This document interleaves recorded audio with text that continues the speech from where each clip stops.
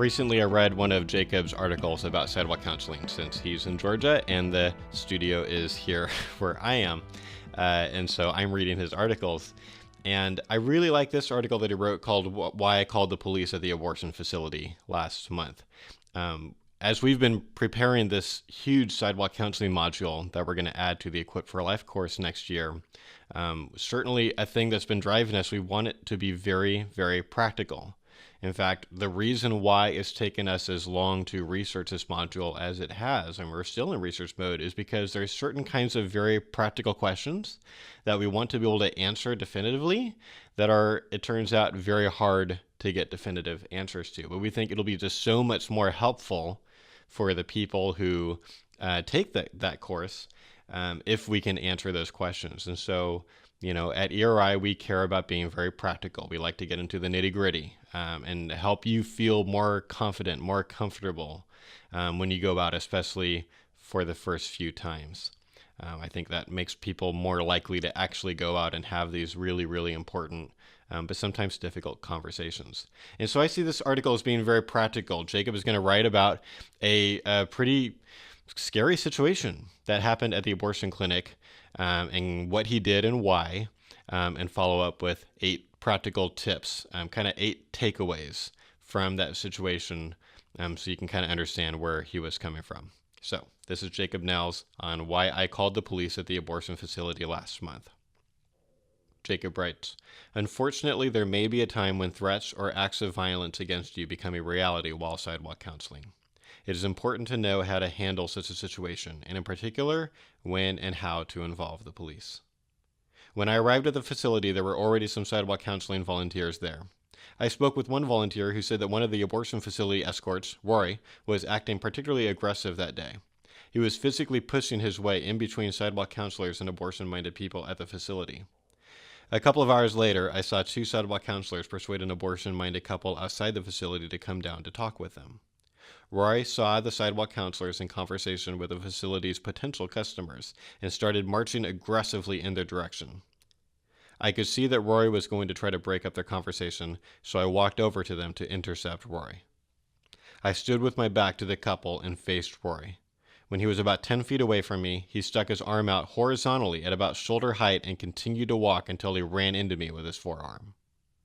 I readied myself for the blow and shifted my weight to the balls of my feet, held my hands open into the sides of my body, and prepared myself to take a punch. When Rory ran into me, I reacted by saying, "Whoa, that's not appropriate. We don't get physical here. You can't run into people and push us around." He tried to sidestep around me, but I stepped in front of him again. He pushed me with his raised elbow and tried to step around me a third time. I stepped in front of him again, and we danced like this for a short time.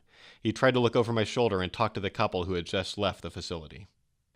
Roy said, "You don't have to talk to these people. They're not with the clinic." I said, "Roy, they know that. They're not stupid. Roy, you shouldn't come down across the line. This is our side, and that's your side. We can't cross over to your side." Roy said, "Y'all can't come over here, but I can go wherever I want." I said, "That's true, but we can't get physical. That's the line none of us can cross. Because you crossed that line, I have to call the police." At this point, the facility security guard came down, and I turned my attention to her. I said, "Your guy has gotten physical. That's a line we can't cross, so I have to call the police now." I started dialing 911. The security guard, Cheryl, whom I have maintained a very good relationship with and is the only person at the facility who will talk with us, immediately objected. She said, "That's not necessary. He didn't hurt you, so let's not escalate this to the police." I said, "You're right. He didn't hurt me. However, he has been getting more aggressive with each passing week, and now he has become physical. Once that line is crossed, we're calling the police every time. You need to understand that." Cheryl said, "Clearly he needs more training, but you're not innocent here either. You've been blocking traffic today, and our cameras will show that." I said, "I think we have different definitions of what blocking traffic is, but we'll see what the police think. I'm glad to hear your video surveillance is working, so the police can make a decision for themselves." Cheryl said, "Please don't call the police. Let's just get him out of here peacefully."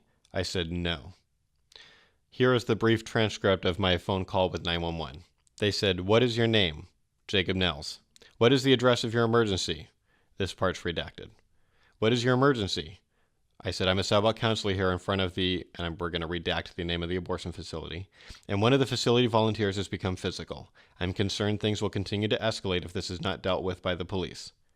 They said, is anyone hurt? I said, no. Are there any weapons involved? No. Officers will be there shortly. Thank you. Rory backed down, and both he and the security guard went back towards the facility. About 10 minutes later, the police arrived. I spoke with the police and recounted my story. I said, nobody's been hurt, but I don't want to see anyone get injured because Rory has been getting increasingly aggressive. I'm concerned that he will continue to escalate in his aggression. The police asked if I wanted to press charges, but I declined. I just wanted the escalation to stop. The police then went to speak with Rory and the security guard. After they had a pretty short conversation, one of the police officers came down to me and explained that Rory said he did not touch me. The officer had pressed Rory by saying, so the other 10 witnesses are all lying to me? Rory refused to speak about the incident further, but he did say that we were blocking traffic. I had a short conversation with the officer about what defines blocking traffic. The officer seemed to think I was being reasonable and that we were not blocking traffic. I told the officer, I think I made a mistake when you asked me whether or not I wanted to press charges. I should have said it depends on if Rory will admit guilt and recognize that what he did was wrong, but that's not what I said, so I'm not going to go back on my word now. At that time, I felt like if I went back on my word, I would be seen as unreliable, and I considered it more important to build a good working relationship with the police. I filed a report, shook hands, and parted with the officers on good terms. Here are my takeaways from this incident. Number 1. Don't go to the facility alone. Always have witnesses, preferably ones who are ready to record video. Every time I go to the facility, I'm going to prepare everyone there by telling them, if you see any kind of altercation, pull out your phone and start recording it. Number 2, know the law in this situation. What is blocking the driveway? Where are you legally allowed to stand? What kind of aggression is against the law and something you can press charges against? Number 3, always work under the assumption that you're being videotaped. Be respectful, keeping in mind that whatever happens may be seen by a judge or jury. Number 4, don't hesitate to call the cops. Abortion facilities hate it when cops show up. The anxiety for clients at the facility is already high, and if abortion-minded people see police, they often choose to just walk away from the facility. Furthermore, the abortion facility must understand that you will not tolerate physical violence or threats of violence in any form. Number 5, know that sometimes pressing charges is the best lesson. If I ever have to call the police again and they ask me whether or not I want to press charges, my answer will be, it depends. I need assurance that the aggressor admits that what they did was wrong. If they do not understand that and will not admit it, I will press charges. The point of pressing charges isn't to get a pound of flesh.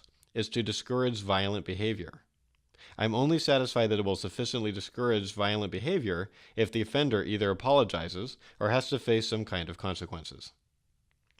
Number 6, your attitude with the police is very important. I was completely calm and reasonable every time I talked with them. I wanted them to understand that I didn't think this incident was a big deal, but I was concerned that it would continue to escalate into something that could be a big deal. Once a facility worker crosses the line of getting physical, I'm going to call the police because I want peace and stability, not violence and intimidation. Number 7, have a short description ready stating why you are there and what you do as a sidewalk counselor. Something like, I'm here with X. We are a nonviolent group that believes people matter, and we want to help human beings out of this bad situation. Don't get on a soapbox. The police usually don't want to hear it. Let them ask the questions they're interested in. And number 8, never overstate your situation. If you dramatize the situation, you will lose the respect of the police and they won't take you seriously. They deal with serious crime all the time, so don't try to make a mountain out of a molehill. Simply explain your situation and give them the facts.